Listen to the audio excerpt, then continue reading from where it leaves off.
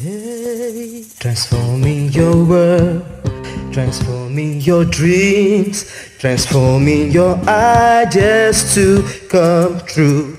God has given us wisdom to inspire our world, to make our generation, Nigeria, a better place. Thank God He's given. Hello and welcome to Word for Youth, a program designed to enlighten, educate, and inspire you to greater heights in life. I am Khadijat Mohammed. It's no longer news that the issue of rape is becoming worrisome in the society.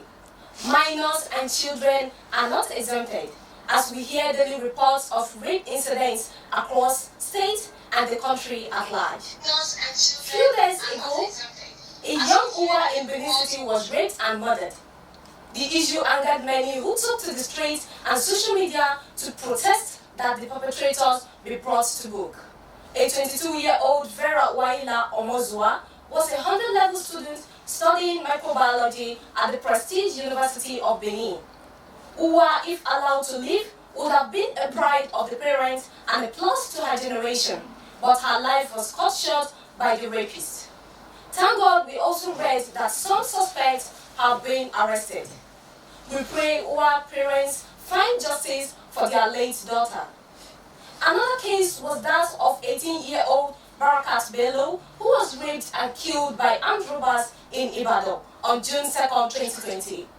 Children are not exempted, as they have been raped as well. A case study according to the National Violence Against Children Survey in 2014 reveals that 1 in 4 girls and 1 in 10 boys experience sexual violence before the age of 18.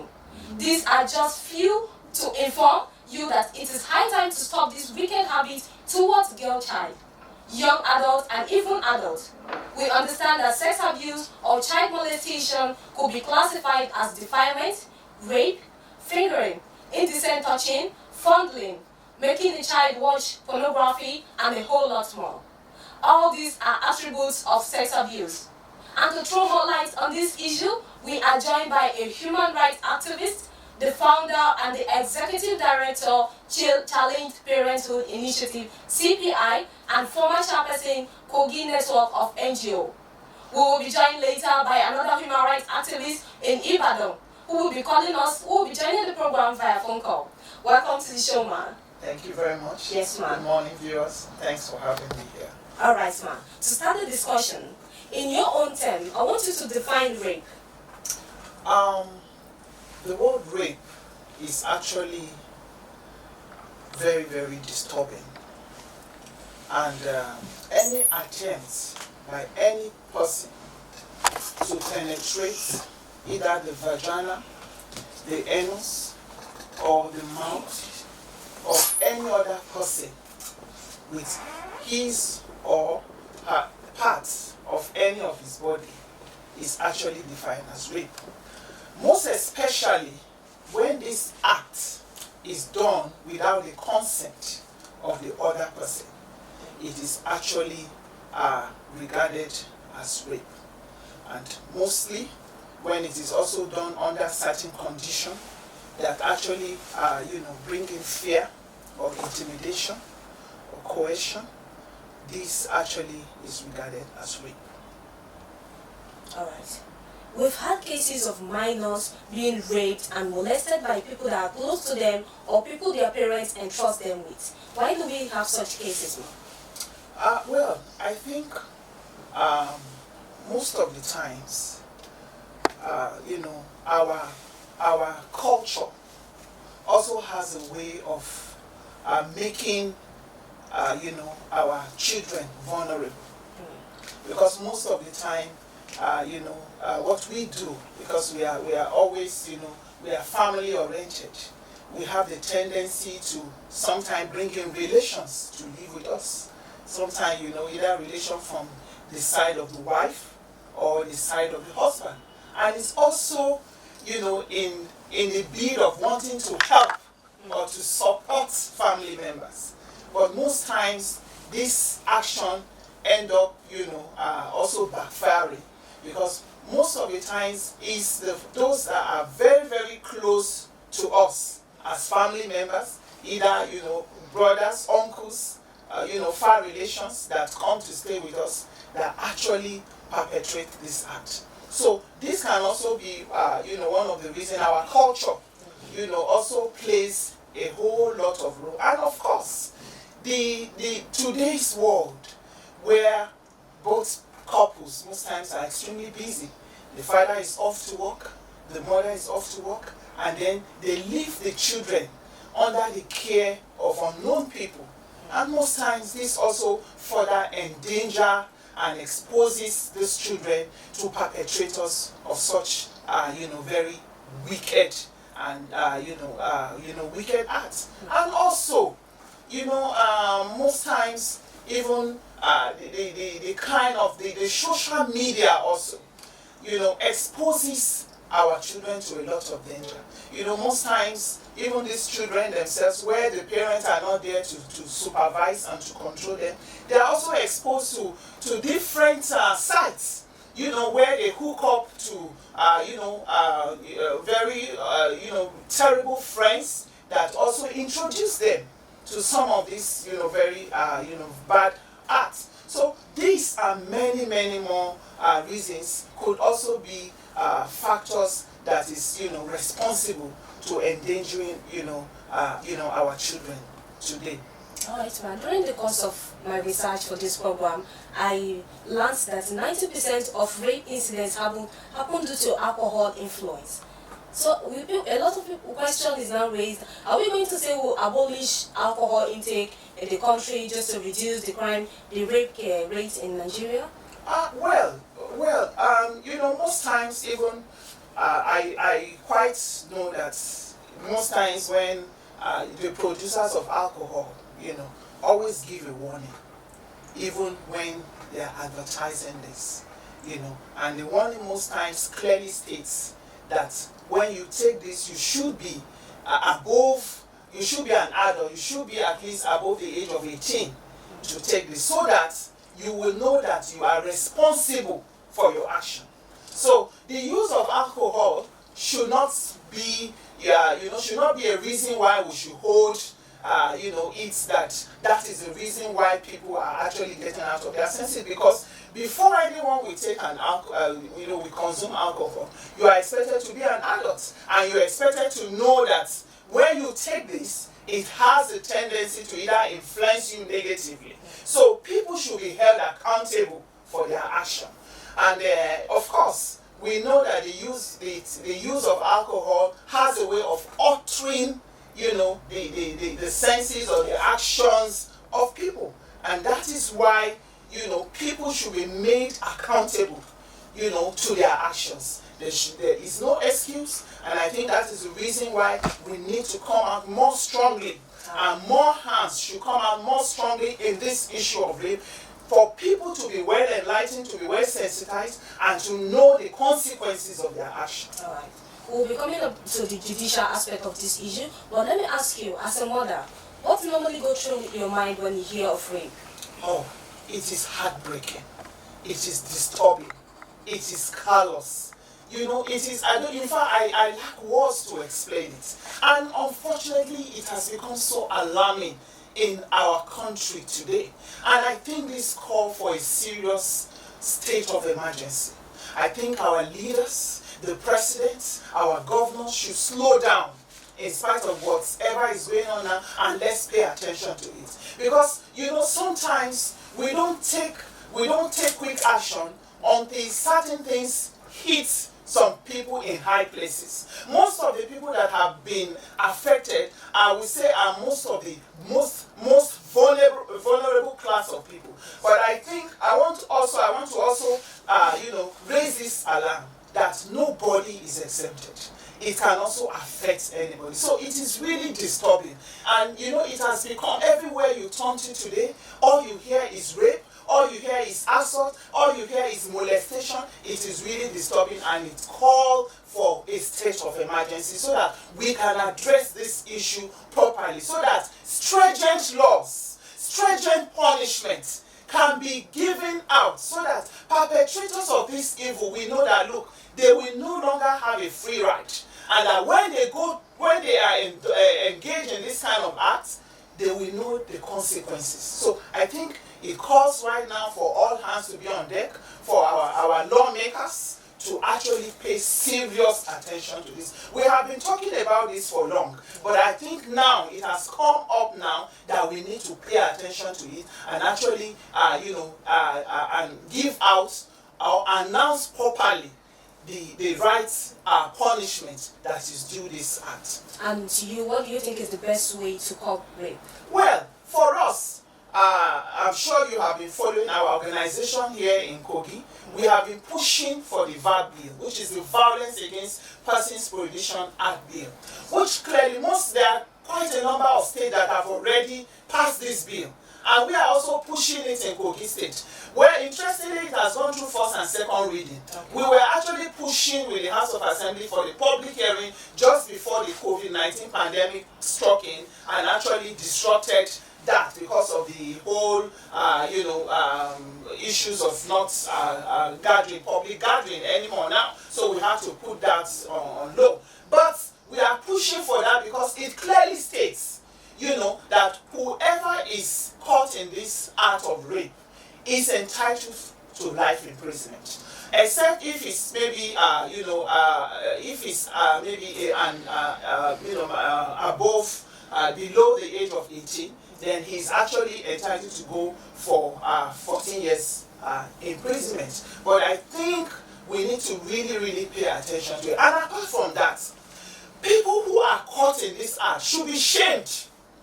We have, our culture is also not helping matters, in the sense that when things like this happen, the family themselves come and say, look, let's not speak out.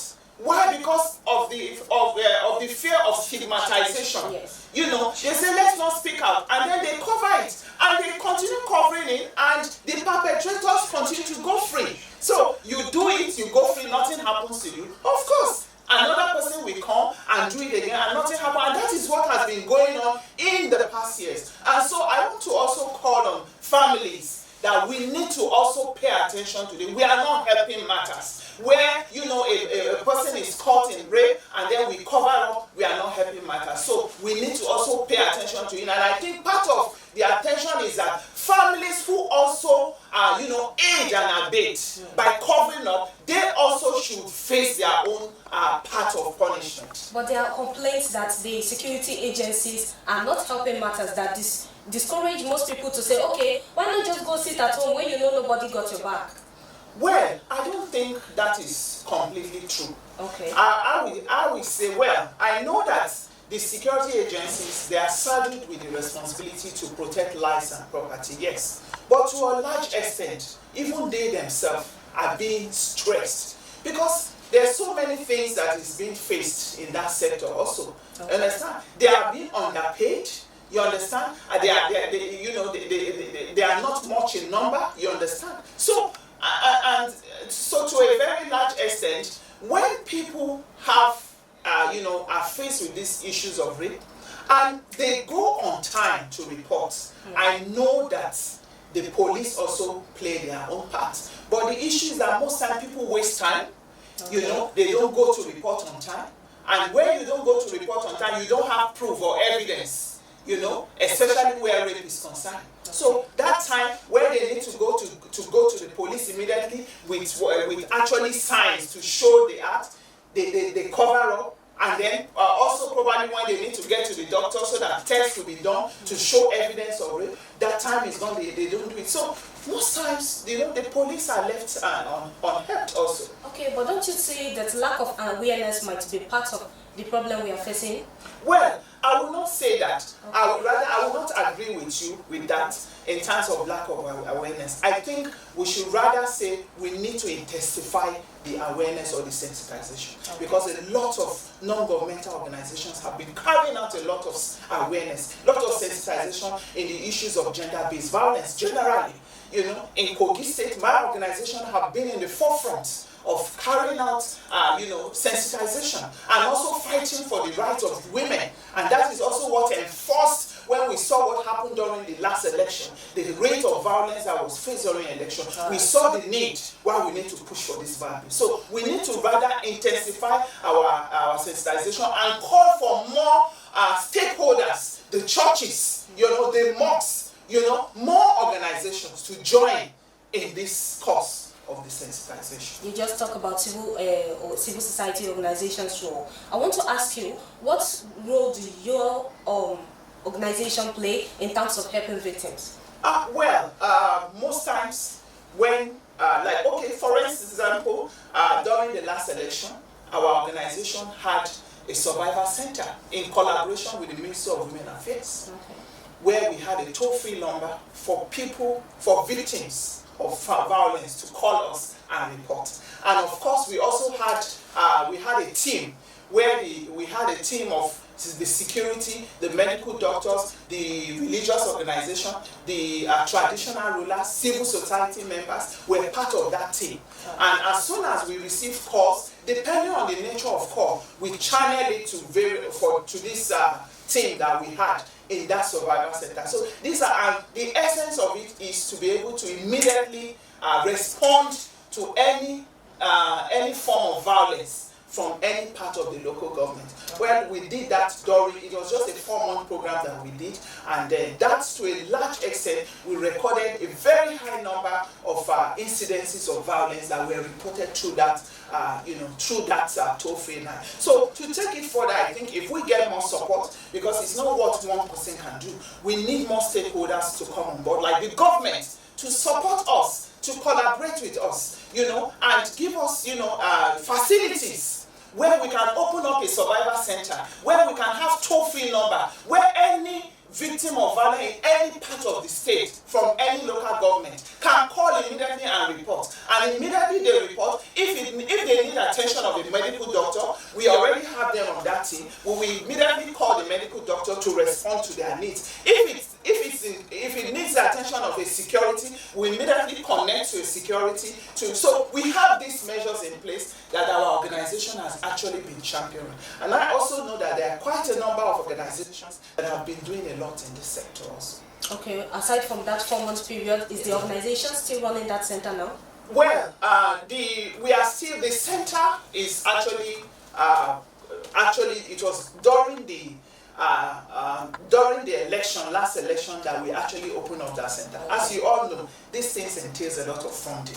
That is why we want even the government to support, to collaborate with us, so that if the government collaborates with us, they can give us property where we can open up that center, and then we can also have other partners supporting us, because to maintain a toll-free line, you need to be paying for that service. So we were able to get that service paid from our partners in the the NDI, National Democratic Institute, with support from USAID for that month. So these are some of the things that we need further collaboration to be able to maintain, because I know it's a fantastic system in place to help curb this issue of violence. So, but my organization is still receiving calls. Recently, we had a woman who was battered by her husband, an army officer here in Kogi State. The report came to us through the National Human Rights, and then we collaborated together with FIDA, the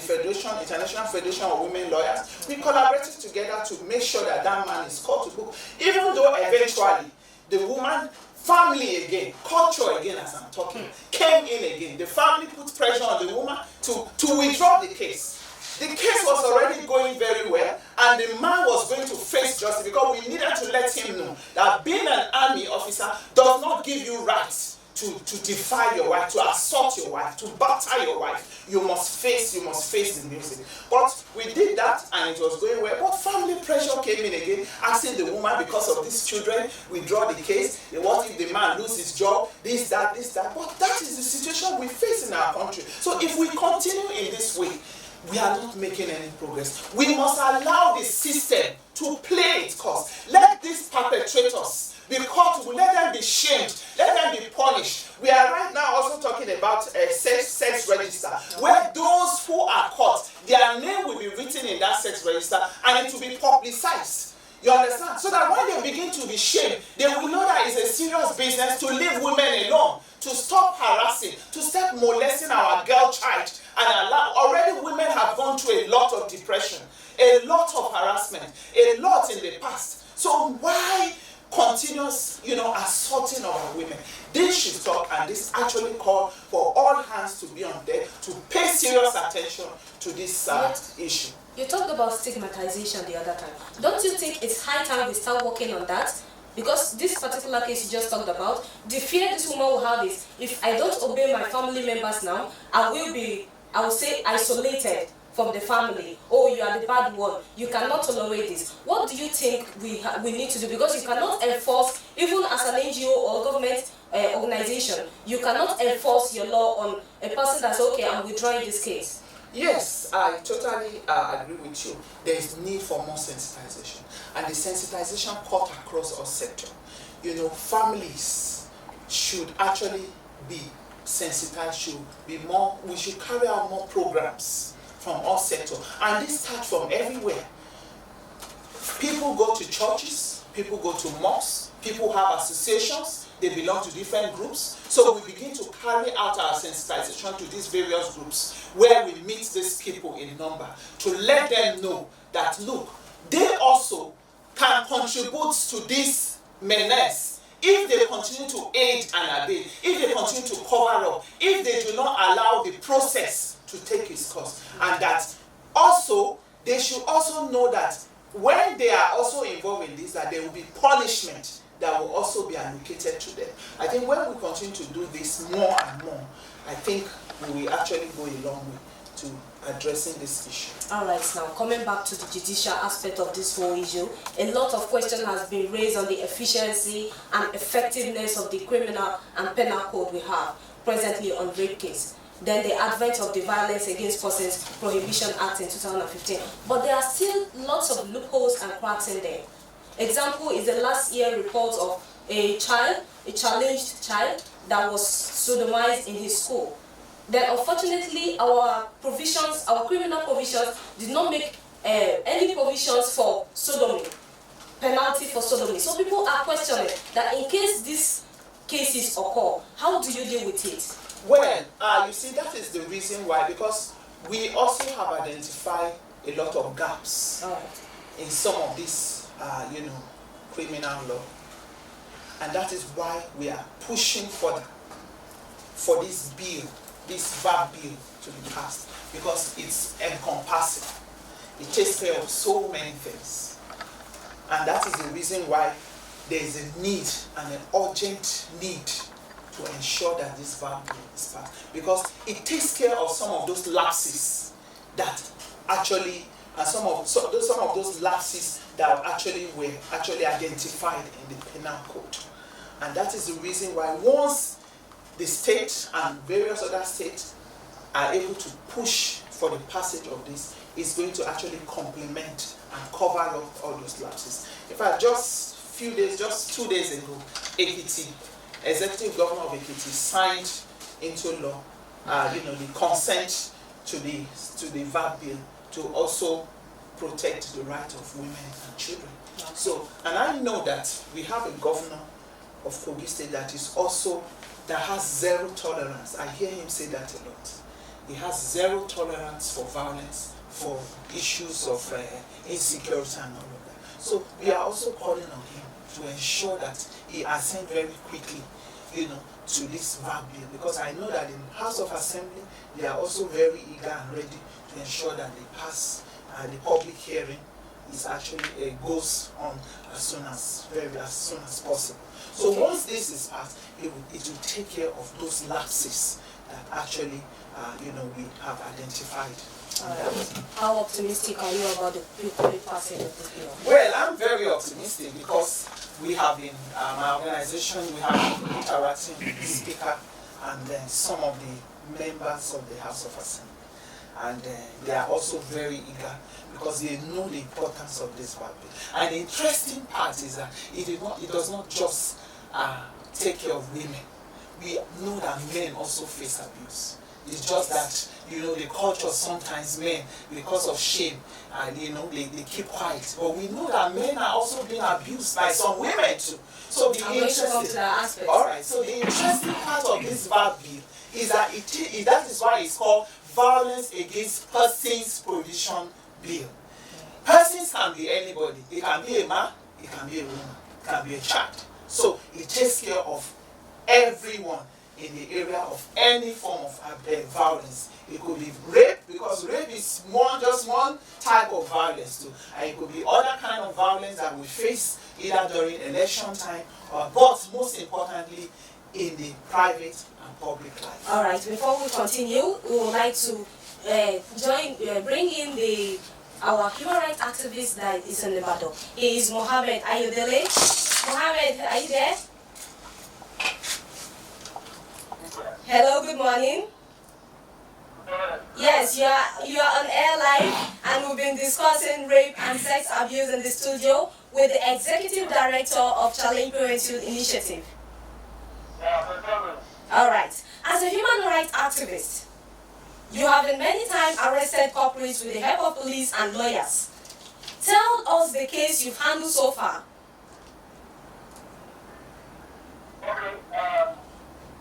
Okay, according to our ethics, I actually don't have to mention some of the cases, because some of them are still in court. Okay. And although it's still alleged, according to law, still alleged, so until when you can actually say somebody has been prosecuted and well, is guilty of such thing, you can't say he is guilty. But then I think some of the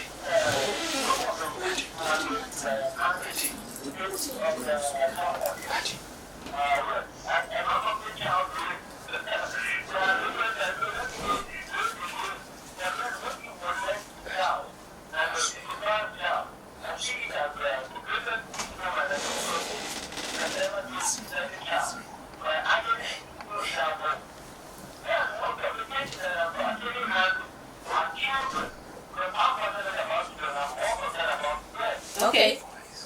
Advocacy of his father of a 13-year-old girl who admitted her, and a case of a 2-year-old girl who was devoured by the father. And that happened for almost 3 years before the family had the opportunity to speak out. Then I have also handled cases. I can't really mention everything, but then I can tell you I have handled all those cases, and some of them are still in court.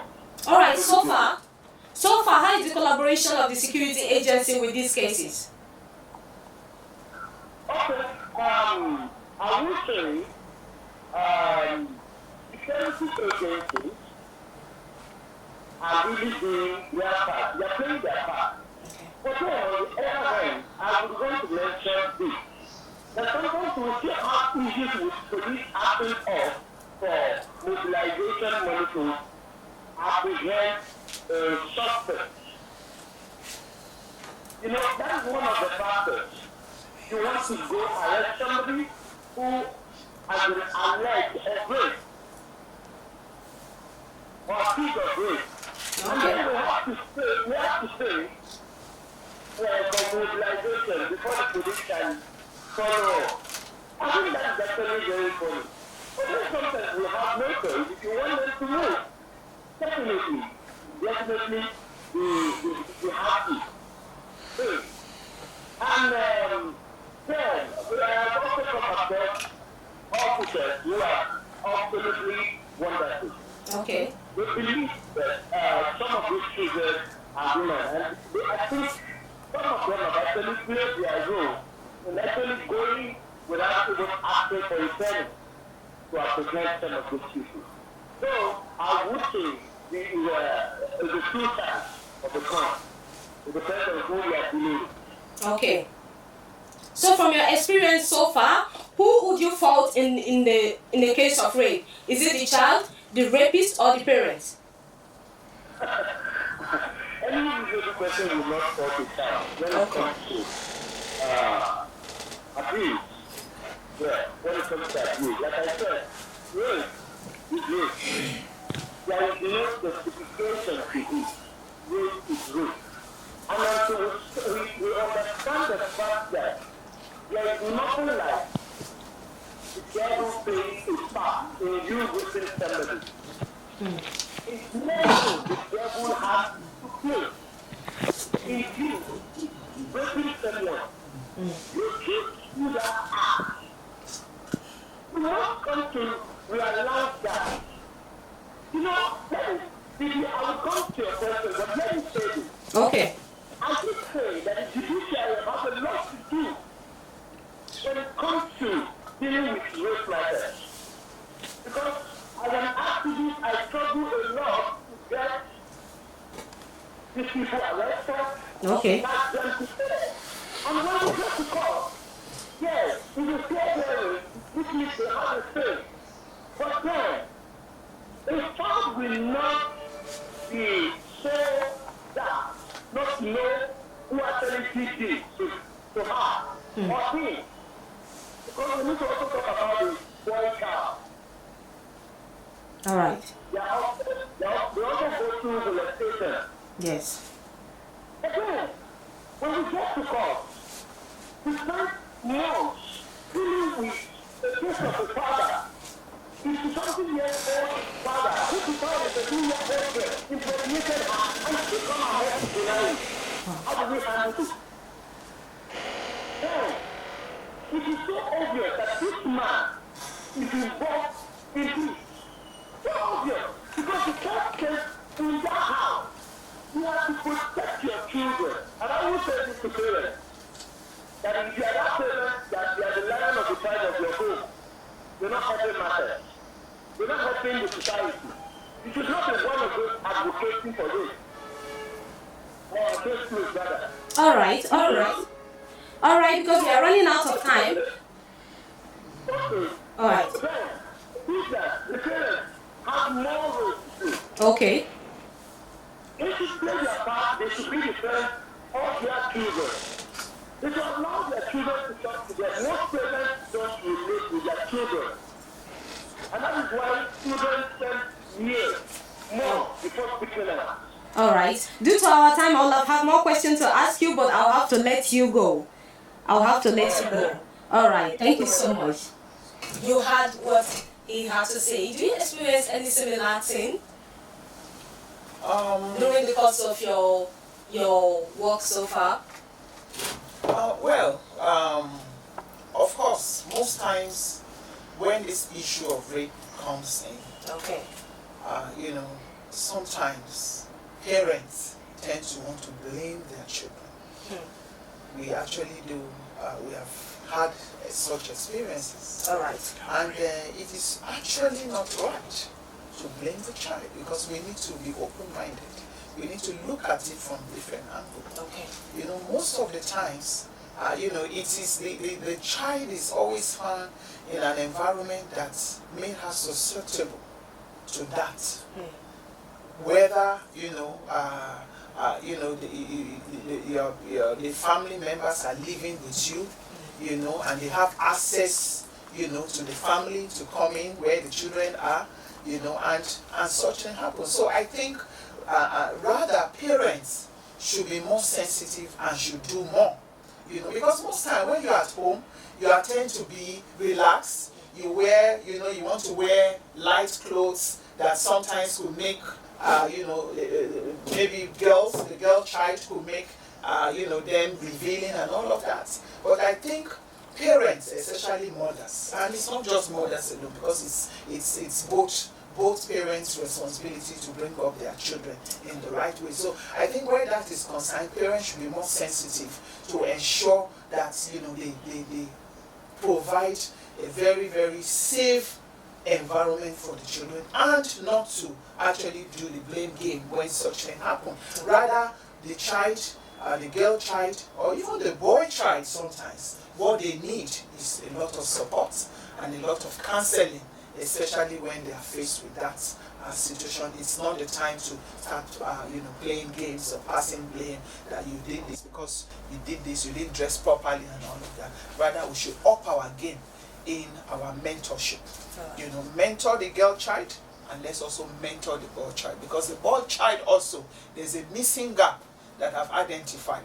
Most times in our culture, we pay more attention to training the girl child. You will see in the family where when mother is in the kitchen, they will say, "A girl should come and learn, because very soon when you get married, you will need to do this for your husband." But we leave the boy child. Who is talking to the boy child? Who is training the boy child? Who is grooming the boy child? Who is letting the boy child know that he needs to be prepared to be a gentleman, to protect his sisters from the house, so that when he goes out, he will be able to know how to treat ladies, to know that, look, it is normal when a young girl is coming up for her essential parts to begin to to show face, and it's okay. All you need to do is just to appreciate. You don't need to get lost over that, and to let them know what makes them to be successful in life. These are some of the things that we need to begin to think of in our areas of sensitization, that we need more mentors,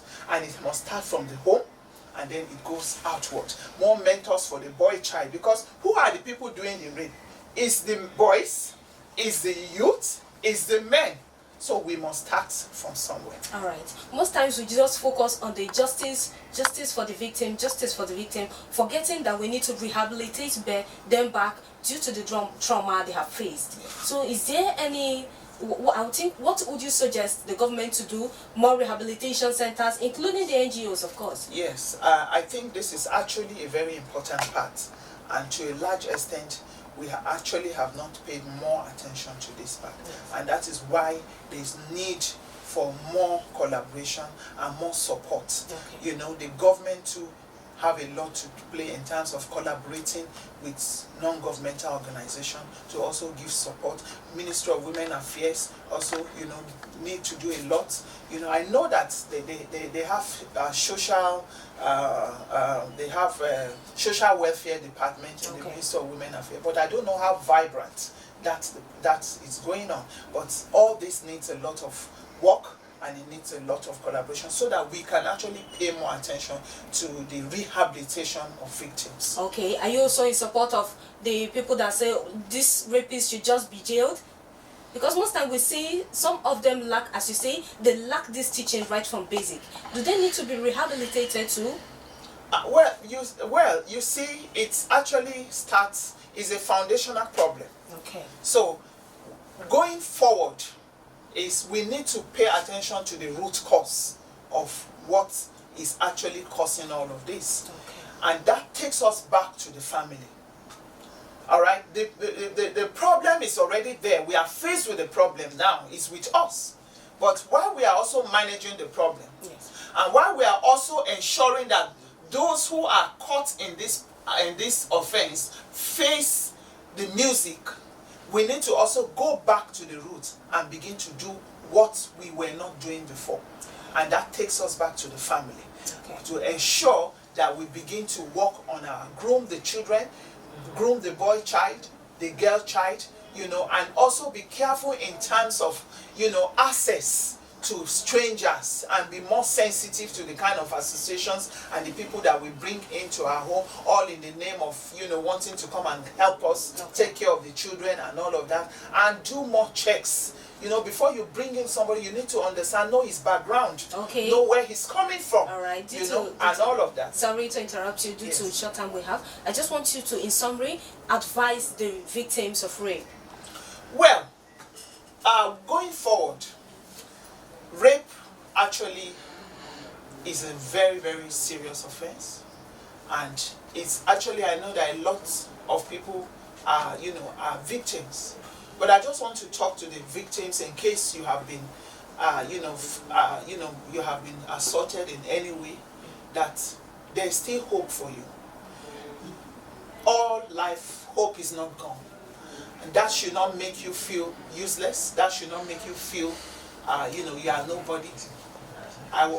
We want to encourage you to come out and even speak out. Some of us are going through this in silence because of the fear of stigmatization. You cannot be helped if you are in silence. So connect to human rights activists, connect to civil society organizations who are working to protect the rights of women. connect to National Human Rights Commission, who are also there to support, so that you can actually be helped and you can also go through necessary rehabilitation. But in summary, I want you to know that life can still be beautiful for you, and all hope is not gone. You will still be fine.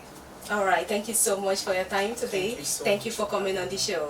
Thank you so much for having me. All right.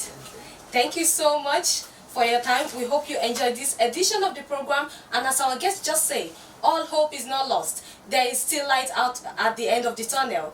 This is where we wrap it up on the show today. Until I come your way, same time, same station next week. Remember, you can always watch previous editions of the program on our YouTube channel, What For You TV. Remember, COVID-19 is real. Stay safe. I still remain Khadijat Mohammed. Goodbye. Hey, transforming your world, transforming your dreams, transforming your ideas to come true. God has